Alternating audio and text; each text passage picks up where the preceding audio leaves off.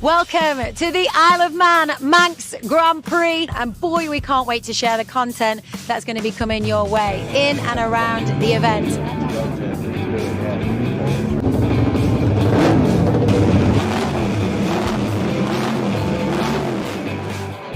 Two wheels and a three. Thank you.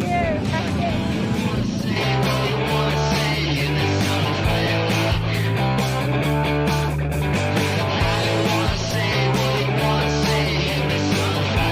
Of course, there's going to be plenty of racing coming your way.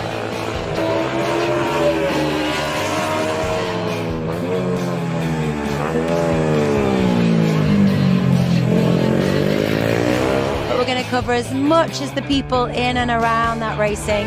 Maybe what about the Manx Grand Prix? Oh, crikey to us. What's up there in the stratosphere, you know? Sounds and the smells, hey? Oh, it's like nothing else. Get the Castrol going again. And You need a stepping stone, and the Manx is a good stepping stone.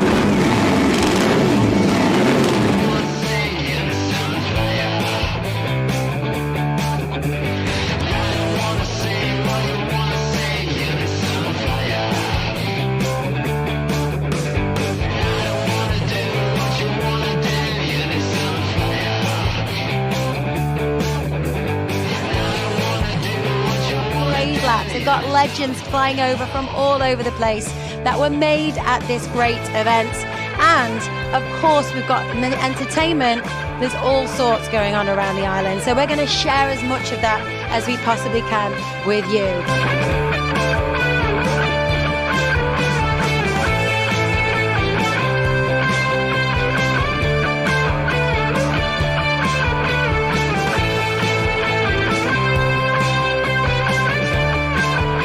Fantastic to be back here, and obviously got the opportunity to ride the Ashport Racing RT45, which is a proper iconic machine.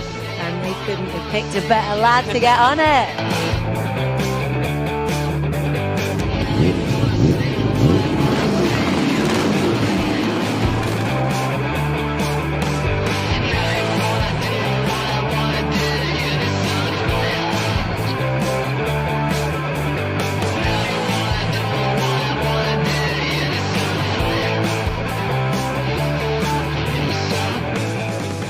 Two-wheeling classics, relive the passion. Well, that's it for this Milcrease Group Senior Manx Grand Prix race. It's complete, and the winners are Dan Ingham takes first place and his first top spot at the Manx Grand Prix. He's had a second, he's had his third, but this is his first top step finish. He was on the 600 Yamaha for Castings Technology. Second place we have Chris Cook on the 600 Kawasaki, and in third it's Sam Johnson on the 600 Suzuki on the Ronsaw Dynamic Access setup. So the podium is just about to start behind us. I'm going to let you enjoy it, and we'll be back with you soon.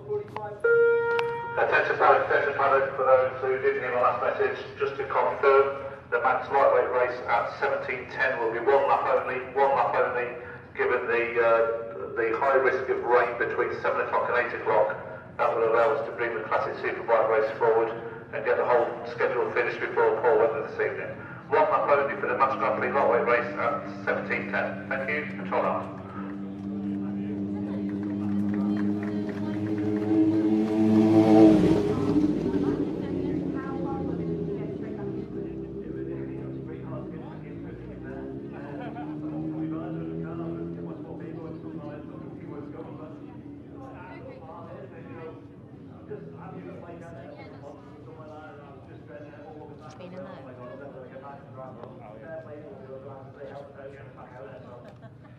Brilliant, well done, Dan. That's absolutely brilliant. Thanks to Dan. Ladies and gentlemen, we are ready to go with the Milcrease Group Senior Manx Grand Prix presentation. Please welcome up on to do the trophies. Ladies and gentlemen, David Milcrease. Thank you, David, once again for your continued support of the event. Ladies and gentlemen, as David makes his way up to the top, making his debut at the Manx Grand Prix, finishing in 6th place in 2014, and newcomers Class C finishing 3rd today, 17 seconds back on Chris Cook in 2nd. Number 7, Sam Johnson.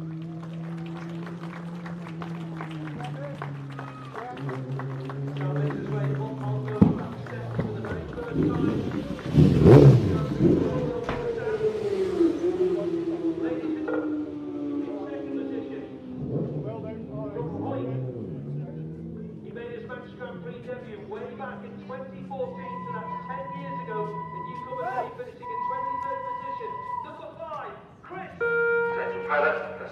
race signal, second race signal for the start of the Manx Grand Prix light lane race. Due to start at 17:10. Control out. Well done to Chris there, getting himself on the top step, his first podium here on the Isle of Man. And now, ladies and gentlemen, making his debut in 2016, newcomers B at the Manx Grand Prix. He's had a couple of podiums so far, but never on the top step, winning by 35.39 seconds from Milton Mowbray. Number 1, Daniel Ingham.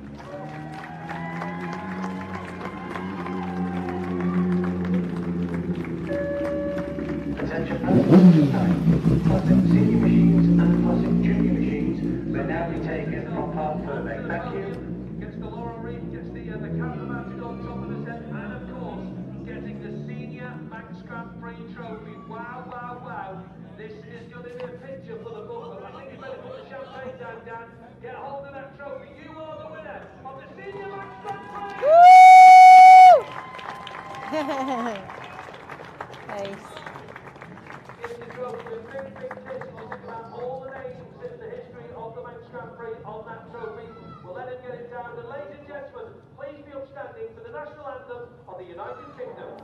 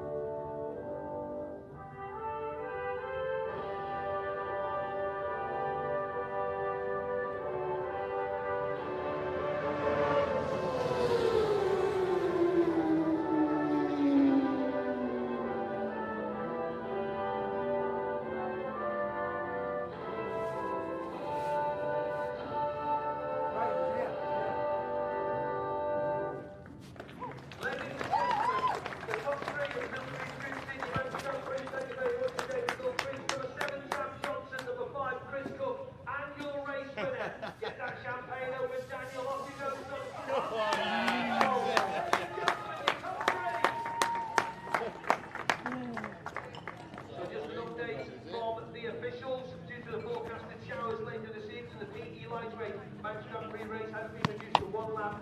The RSD Classic Superbike Manx Grand Prix will be brought forward. We'll get a new short start time very, very shortly. So due to those showers that are coming in, start time is now 5:10. That's going to be for a 1 lap dash for the cash pony. What a senior Manx Grand Prix. Those very well good almost unexpected names for further down the start of it. Jumping into the top 4, top 6, top 10.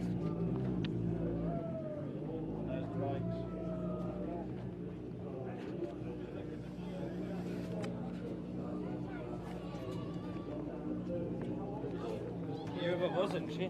What?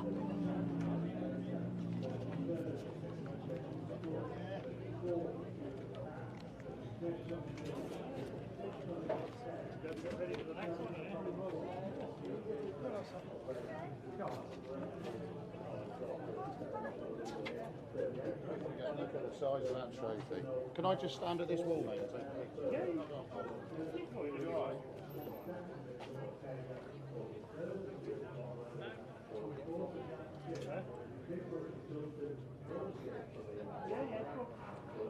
Okay.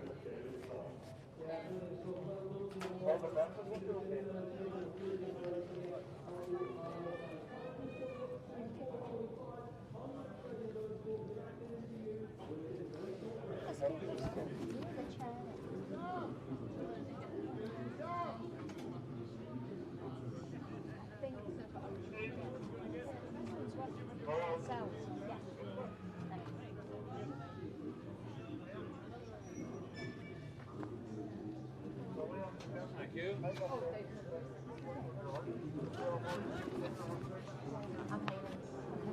Hello. I just had a quick question. The chair ritual that happens with the winners. Yes. Is that, how long has that been going on for?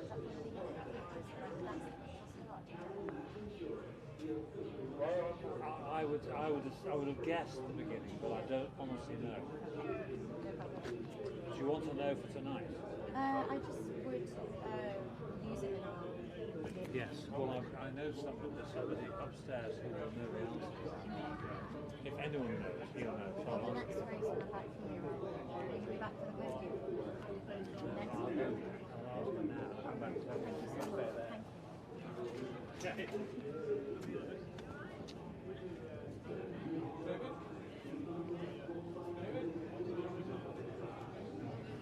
So Dan, of course, is a local lad, and so, you know,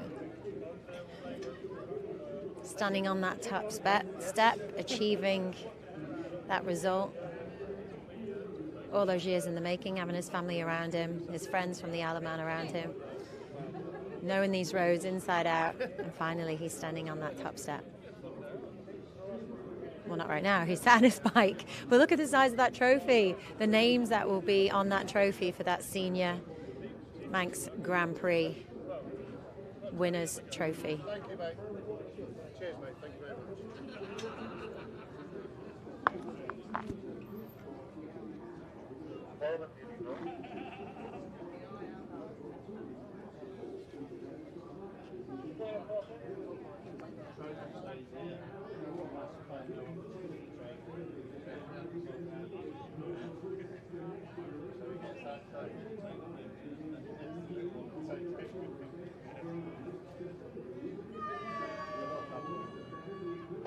Once you say trust them, they don't trust the partners.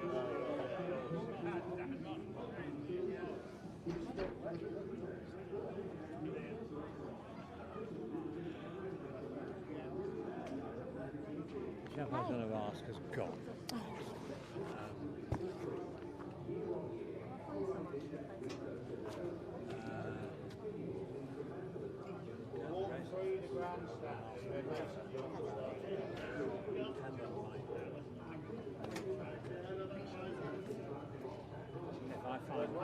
The person I want to ask, if he's able to find him, I'll let you know. Failing that, try Heather. Okay, thanks.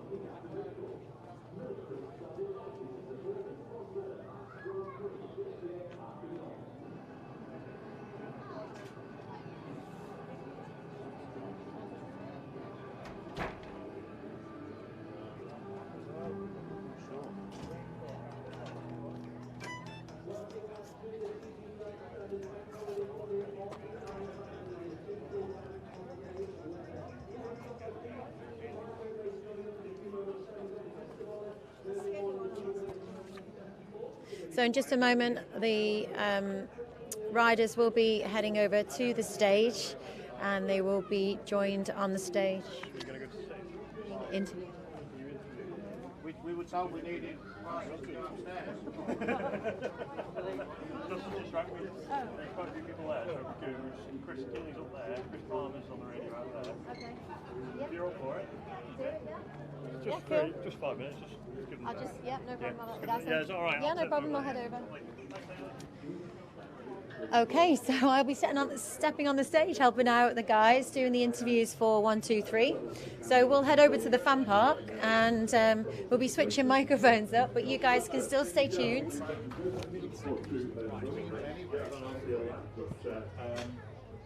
We think it was 1957. Prior to that, they carried it on shoulders. Okay. All right? You said mid-50s, couldn't you? Okay, so we're heading over, and we'll get set up. We will switch microphones, but you can stay with us, and we'll be heading on the stage, and you'll get to catch the interviews for 1, 2, 3, and get to watch me host it. So stay tuned, and the guys will be joining us on the stage very soon. Graham McAleese just outside the top 20 started on take number 43, so plenty of guys in there. We've also got a couple of newcomers in Etienne, who won the Panasta, and Tim Walsh, Nick Sansom as well with a good time, so plenty of action throughout the field, I think, to keep the crowd entertained, and we're going to be looking forward to a race getting underway, and the conclusion of what's been not a very nice week, to be honest, in terms of racing conditions. But with that, we go over to Rob Pritchard at Ramsey Heaven. Thanks, Dave. Well, much like yourself, there's not been too much change here in terms of the natural environment around us. Still a bit of cloud lingering around, but it doesn't seem quite as grey, a bit more of a shade of white at the moment, rather than the slight grey that we saw before. Nevertheless, though, things continuing to dry out here quite nicely. We once again have those stationary yellow flags out during the last race there, just advising all the riders of some potential moisture, particularly on the exit of the hairpin there. We can just about see it under the tree cover as well on that run up towards Waterworks as well. So although that might take a little bit more time to dry out fully, it's certainly been a continued improvement here, albeit at a slow pace here at Ramsey. And just to go off the back of some of the things that Dave was saying very briefly as well, we've seen only the top two riders dip under the 20-minute mark in terms of timings at the moment. Ian Locker and Lee Johnston first and second respectively. But Mike Brown, of course, the back-to-back winner of this race in 2022 and 23, and I believe some of his feedback on the last time we went out was that they just had to sort out a few little, maybe just niggling issues with the front end on that Laycock racing machine. It's been so good to him over the past 2 years at this event, so I'm sure he'll be having from his perspective and the Laycock racing team perspective they've been able to rectify some of those. Looking elsewhere, I mean, Lee Johnston, of course, is the only of the Honda two-strokes amidst an army of Yamaha machines running from first to sixth. And then looking a little bit further down, obviously Joe Gearsley on the number 9 machine in 7th. At number 14, Gareth Arnold, the local man. Good running from him so far, within that top 10 in terms of pace. Michael Dunlop did manage, of course, to get that lap in on Friday night of 108.945. That's 9th quickest, and making up the top 10 on the KTM is another of the local riders, number 10. Michael Evans as well. We did see, of course, earlier as well, James Hine was given permission to go out on his 250 machine as well. The Dennis Trollope racing machine had a great run on that. Okay, Fan Parker, another little treat for you, another impromptu. Today is going to be about making this up as we go along, okay? Never done this before. We're going to do a bit of infilling and a bit of entertainment for you all, because you're all sat out there. We need to cheer everyone up. So we've decided to bring some of the riders now from the last race. Over to Hayley Coxon. Hello. Over to you, Hales. Congratulations, guys. Sam, I know you need to get back out there for the next race, so we'll be quick and short and sweet. Congratulations. Tell us about the race. Yeah, it was good. I was really calm at the start. Like I said, I've been doing it quite a while now. I haven't been in here before, so this is new to me, but it's great. I'm enjoying it. Really calm, good first, just steady away first lap. Saw P3 plus 8 coming on to the start finish. I didn't have boards anywhere else. I didn't know what was going on. Thought, right, I better get my head on here. Went down, I pumped up a little bit halfway around the second lap. Wasn't breathing because you tense so much. So I started breathing a little bit, and then just rode it back. Waiting down there was the worst thing I've ever done in my life. Like, you've got 6 seconds at the bungalow, so you're just going to have to sit here until we know you've come third. I was like, oh God. But then I did, so here we are, happy. Yeah. And a podium finish at the Manx Grand Prix 2024, leaving with a great result and still more to come as well. Yeah, exactly. Get out in this last one. Okay, thanks. Yeah, get out in this last one. It's only a one-lapper, so just fly around and just bring it home really now. And get a few beers tonight with Danny. Look. Absolutely, you deserve it. Congratulations, Sam Johnson, everyone of the 600 Suzuki, Ron Stores, Dynamic Access. Cheers, thank you. What we got? Anyone else? No? Dan, congratulations! You got second, third, and now finally you're on that top step. How does it feel? Absolute massive relief. Yeah, I've been wanting this for the past few years now, and finally got it. It's not been from lack of trying. It's unbelievable. You know, Rich at Castings Technology he's done me a right job this year. He put me some good bikes under me. And I just can't believe it. It's going to sink in later, I think. I saw your interview in the winner's enclosure there, getting quite emotional. You got your family around you. Of course, it's been an emotional roller coaster of a week, hasn't it? So to have your name on that iconic trophy and be walking away with that result, it's a complete experience, isn't it? I know, you ain't well up again now. Tissues. I'm not soft. It's been an absolute lifelong dream to win this, so yeah. Yes.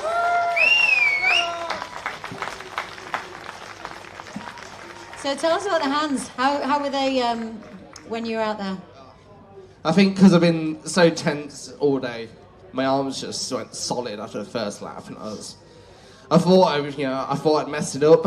I was having to start to roll off a little bit and trying to release them a bit, and then I came to the gooseneck and everybody was cheering and giving me the one. I was like, maybe we've done it. We can just get over this mountain now, and without any mistakes, I think we've got it. But yeah, it's. I think I've worked myself up all day. It's not helped. And how did you pick that trophy up with the arms? Oh, yes, that's what he said. Don't drop it. It was more heavy than you think it was. Well, listen, Dan, it's been an absolute pleasure to witness your journey to that top step. Congratulations. Dan Ingham, everyone.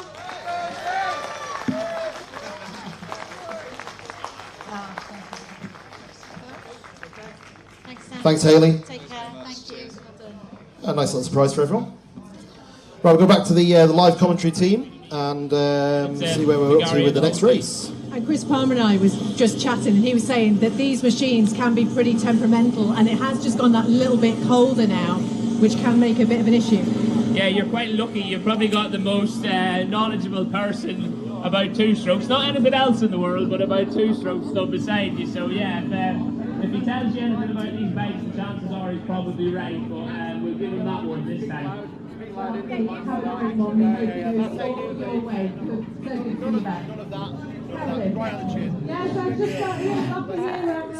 that was the chat show, everyone. A very impromptu chat show.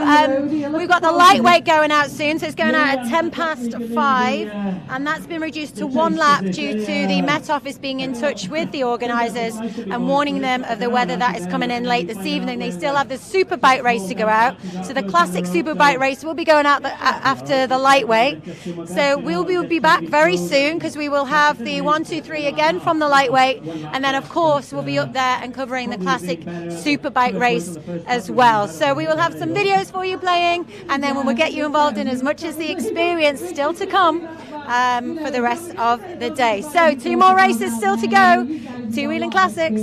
So it's just, I know it's not ideal, but try and have fun anyway, isn't it? Yeah, I was checking the times to what John and the other boys are doing, and they're going fairly handy, so I thought, well, it must be fairly dry, you know. But they have got training time.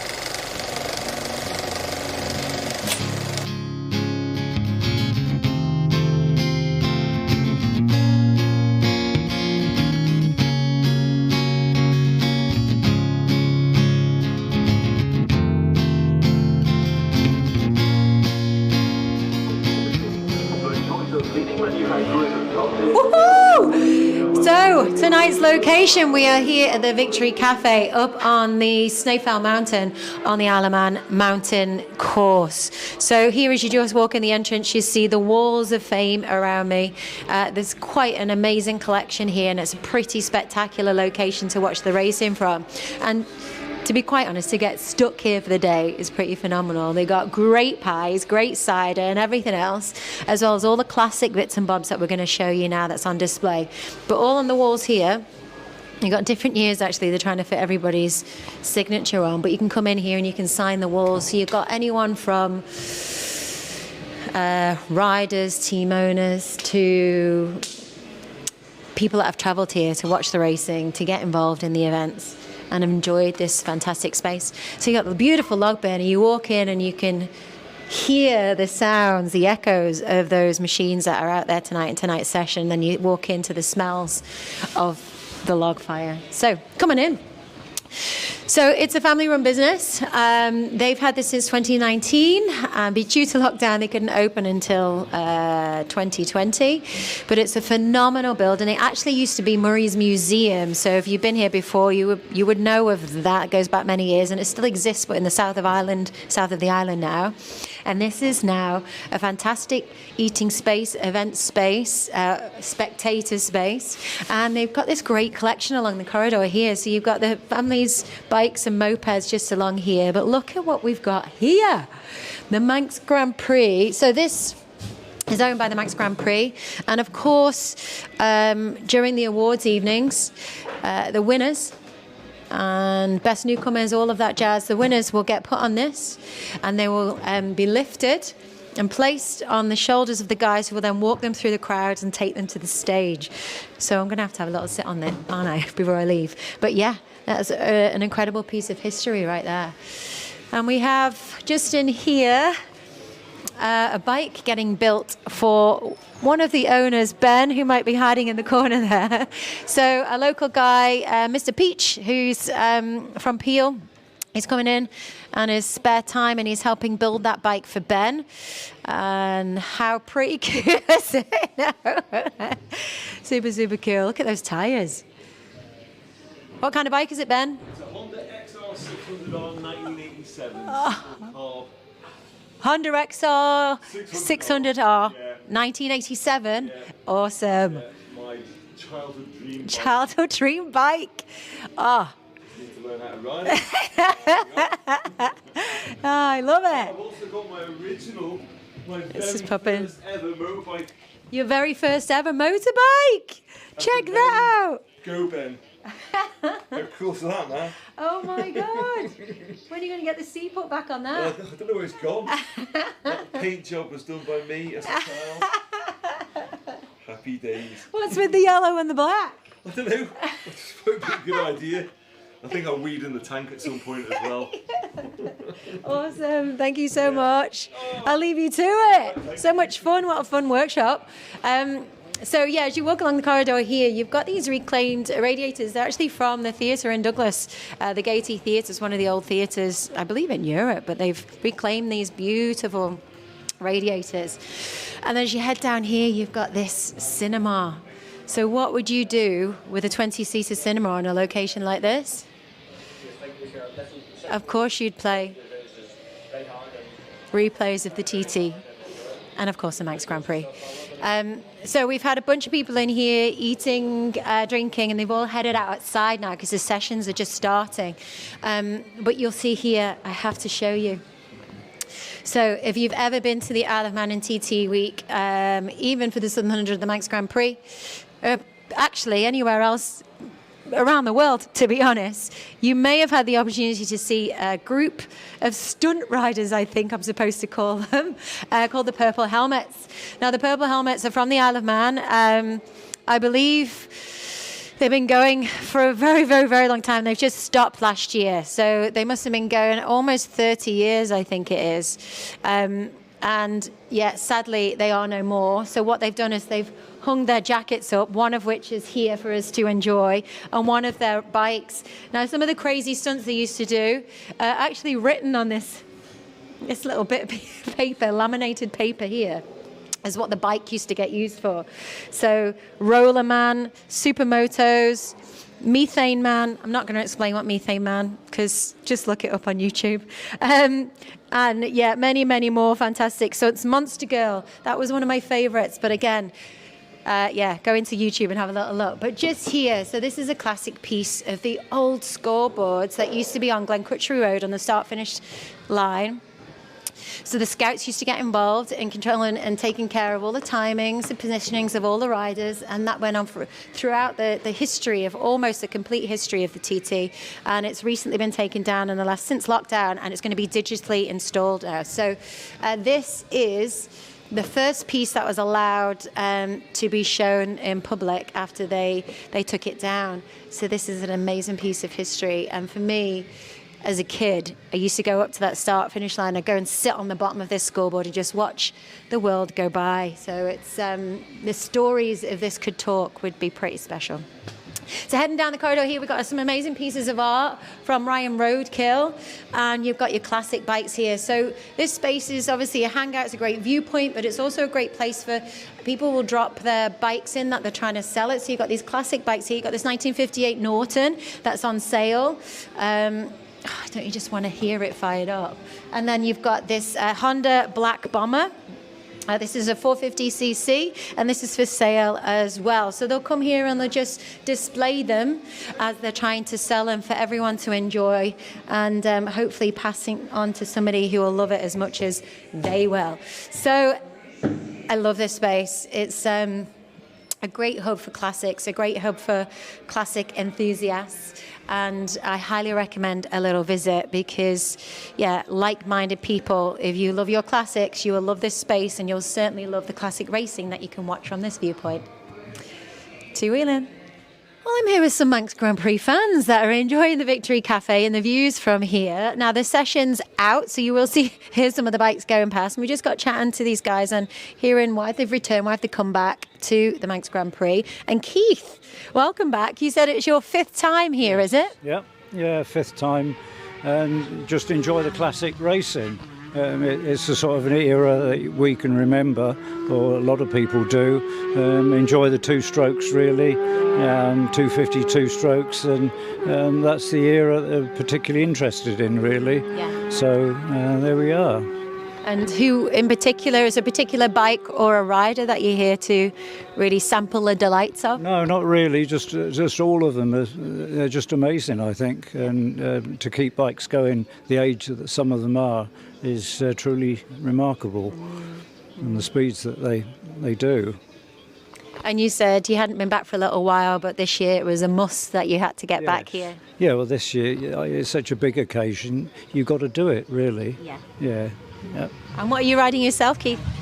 YDS5 Yamaha and R1Z. Wonderful.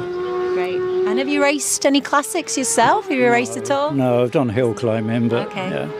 Amazing. And how long are you guys here for? Here for, well, it was 8 days. Yeah. Wonderful. Well, I like your Manx scarf. I like the 3 legs. Love it. Listen, I'm going to let you get back to interrupting the session for you. Thank you for speaking to us, and enjoy your trip. Thanks so much. About the Manx Grand Prix, the people that it draws in. And for me, growing up on this island, I fell in love with the people before I did the bikes. And here I am with a couple of amazing characters, I would say. Danny and Sean. Danny from Cumbria and Sean from Utah, USA. Just been sharing some stories that I had to try and capture on camera. And maybe we'll get a few more out of you. I don't know. First of all, Danny, I just want to ask you, why are you wearing your wife's pants? Because I've got no balls. It was a bet. Honest, it was a bet. Yeah. Somebody missed my. I never packed them. Honest. Well, you got to have a laugh, haven't you? Yeah. No, they look great. They look great. I had to. He was pulling himself on the pants, so I had to comment on the trousers. So listen, guys. First of all, Sean, you got a speeding ticket on his slowest bike that Danny has. Yeah, and the slowest bike I've ridden, and I don't remember when. So yeah, it's a great bike. Don't get me wrong, but it's geared down. It's just a little 250, and it was my bad. I had no idea what the speed limit was, and I really didn't know how fast I was going. So, but they told me, and he wasn't cutting me an ounce of slack. So yeah, 46 and a 30. Where was it on the? I was coming out of what is that, Ramsey down there, Yeah. and I just had a real nice little lunch and came around this turn and kind of got on it, and I didn't notice there's like 7 cops at the top of the hill, and he was mad. He pulled me over. He calmed down a little bit when he realized I was an idiot, and You only got a ticket because he knew it was my motorbike. Probably. Yeah. Oh, that's Danny's bike. Do him. I'm just glad I taxed it the other day. Yeah, 2 weeks on an untaxed bike. But yeah, we're all legal. Yeah. Tell me, gents, why the Manx Grand Prix? Why did you decide to come to this event? Never done it before. Done the TT, and some friends were coming and bringing Matt here and that. So yeah, just come to have a good time and a chill out and look silly. Matt, who's hiding behind me and staying out of the conversation. Hello, Matt. Yeah. So, Sean, you were just telling me about a mega trip that you've just done. You've been, how many weeks have you been away or on the road? I think this is my 6th week. I started in India. I flew into India on July 11th. We rented bikes just north of Delhi and rode. We did a couple thousand miles in the Himalayas. And what bikes were you on? We got some Himalayan 400s, the little Royal Enfields, which were perfect for there. Awesome. We did the world's highest pass, and we did about 14 passes, but the highest one we did was 19,000 feet, and then a couple 18s and 17s and on down. So we did through 3 of the countries up there, and then flew into Dubai, and then came and saw Danny, borrowed his bikes, and then rode up through northern England and Scotland, and then now here we are here. So. And why the Manx Grand Prix? Because I've always wanted to come. always wanted to come. The Manx was just kind of worked in conjunction with the India trip and everything. Yeah. And we thought, well, that's a good way to end this. And yeah, my other buddy who I met, he's been on the road since April. And so we met in India, and he's marshalling right now at another turn. So anyway, yeah, that's why we ended up coming here, which is great. So. And what have you thought of it so far? It's awesome. I mean, the whole experience so far has been really, really good. Been a really good time. I expect it to be an amazing week. Yeah. So. Shouldn't you be marshalling? Yeah, I'm supposed to be, but I'm here with you guys. Yeah, no. You're supposed to be marshalling. I mean, tomorrow I'll be marshalling tomorrow. Yeah. Me too. Where are you tomorrow? I don't know. I should know. They sent me the thing. Like 11, I think, is where I am. I'm Just in 11 between. tomorrow night. Oh, really? Are you? Yeah, Oh, so I well, might shit. see you there. We'll see you tomorrow. Yeah. So have you raced, or have you just enjoyed No, riding? never officially raced. I just get tickets. No, I do a lot of stuff at the Bonneville, the salt flat racing back home. We have a team that we sponsor from Russia, and unfortunately, because of the current situation, they haven't been in the last couple of years. But yeah, just that sort of stuff. And I do just a lot of riding, dirt biking, and street stuff. You know, I do a lot of traveling.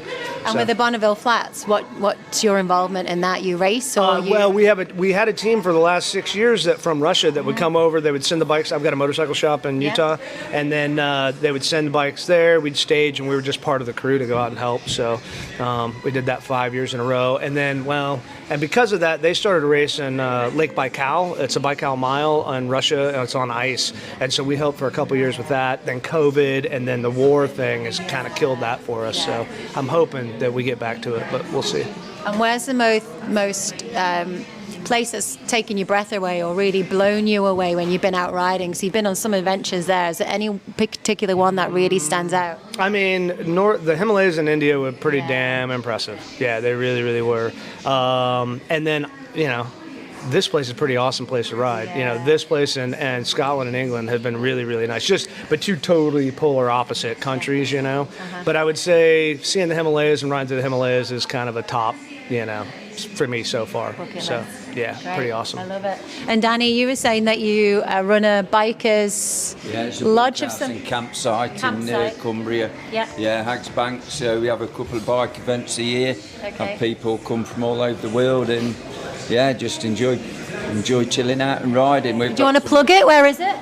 Hags Bank in Cumbria, Alston. Okay. Yeah, so we've got some great off-roading, great roads, not many police officers. So Sean's coming back. Yeah, I'm going to frame my bike in Alston. And it's a great place. His place is, he's got bunkhouse, good camp spots. It's a really nice come place. Visit. Yeah, it's really nice. Yeah, more than welcome. We've got 10 years open this September, so we've got a party on, and I won't be there, but it'll be be good times. So shame Doug's not here, but we'll fill out for him. But just do anything biking really and have a good time. He's got a pretty long list of riding too. Okay, tell us. A few years back, I used to do 30,000 miles a year and across the States, quite a bit of Europe, North Africa. Odd little places like that, that's all. Any racing or purely adventure riding? No, I'll soon run out of talent. So, no talent, just crash when nobody can see. So, And can I ask, can you share the story of how you guys met? Oh, yeah. Yeah? Yeah, absolutely. My buddy Doug, who I met and rode, he met... Well, how did you guys meet? That probably started, because that's how we ended up meeting, so... Well, Doug, I had a message from Tiffany Coates, who's in the Guinness Book of Records, for travelling all around the world. She said, will you help this guy called Doug buy a bike from America? Never heard any more. Then I got a phone call at the bunkhouse. My name's Doug from America. Have you got a place for camping? I says, what, the Doug who I tried to buy a bike for? And he went, yeah, small world. So he got to my place. We got on, borrowed my bikes, and we knew all the same people, so really small world, and just got on, and then luckily to meet Sean. Yeah, I came with Doug and met him, through Doug. He's like, we're going to go to my buddy Danny's place, and he's got a bike there for you to ride, and so and good dude, really good guy. It's been a good time. We're like a married couple. Yeah. I just sat down before listening to talking about being married and riding bikes. I interrupted that conversation, but maybe it was the talk of you two. Yeah, well, I've not made the marriage bit yet. No, my wife wouldn't accept it, you know. No, just the cooking. Yeah. Well, listen, gents, thanks so much for talking to us. Enjoy the rest of the Grand Prix. How long are you here for? Till Monday, I think, or Monday, yeah. So all the way through to the end? Yeah, Monday, because he's catching a flight. Tuesday, hopefully. Okay. Yeah. Wow, end of a trip. End of the trip. But it's a good way to end it, for sure. Absolutely it is. Yeah. You have to come back for the TT?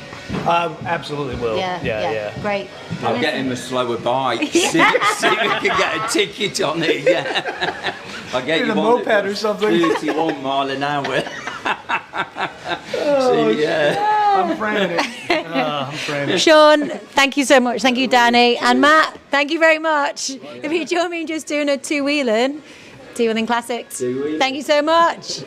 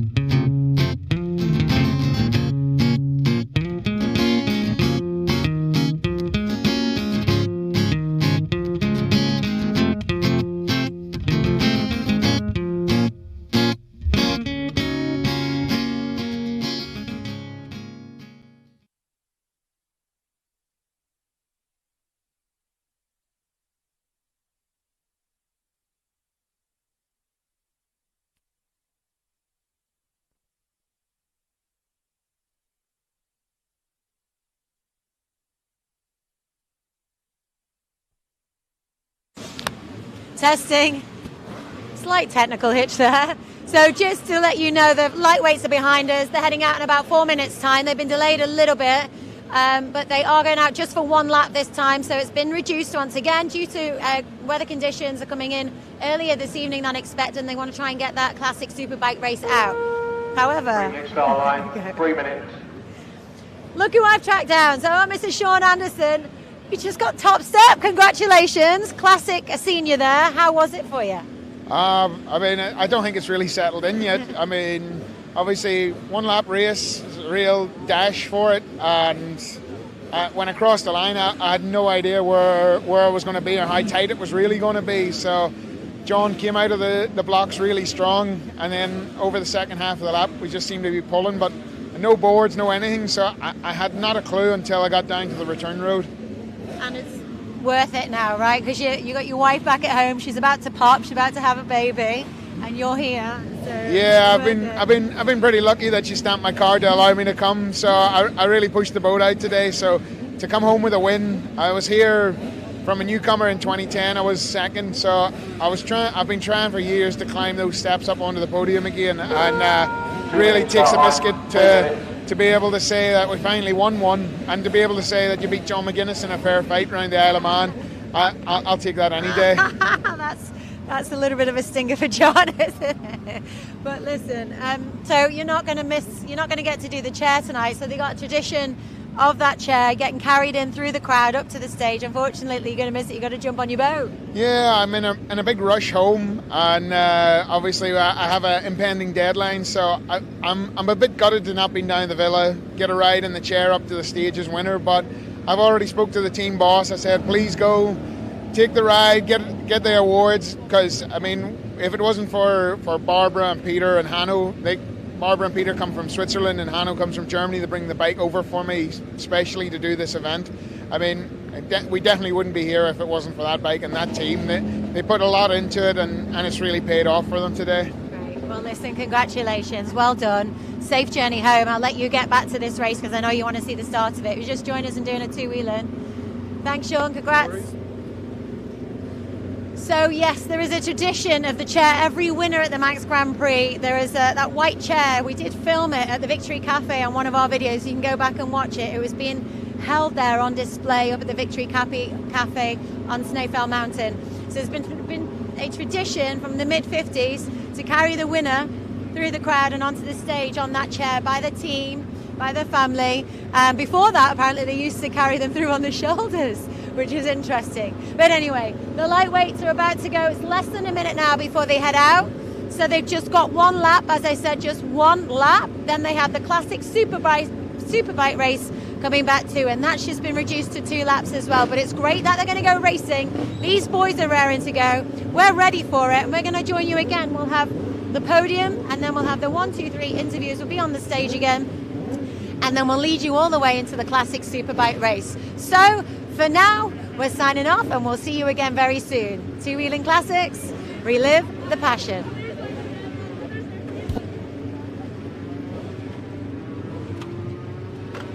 Welcome to the Isle of Man Manx Grand Prix, and boy, we can't wait to share the content that's going to be coming your way in and around the event.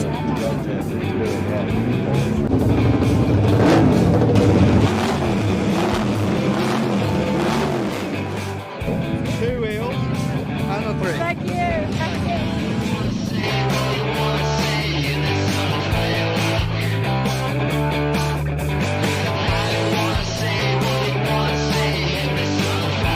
Of course, there's going to be plenty of racing coming your way.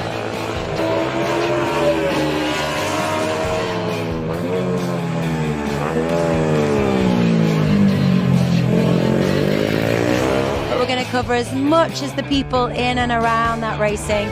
Maybe what about a Manx Grand Prix? Oh, crikey, what's up there in the stratosphere, you know? Sounds and the smells, hey? Oh, it's like nothing else. Get the Castrol R going again. And you need a stepping stone. And the Manx is a good stepping stone.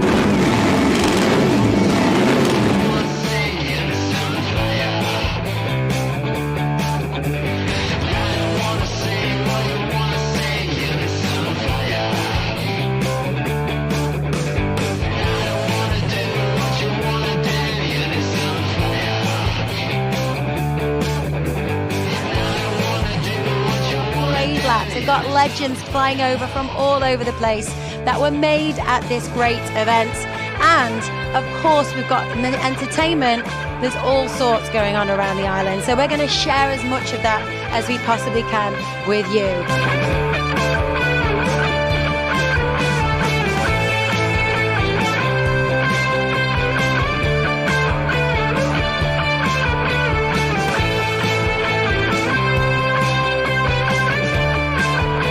Fantastic to be back here, and obviously got the opportunity to ride the Ashport Racing RT45, which is a proper iconic machine. And we couldn't have picked a better lad to get on it.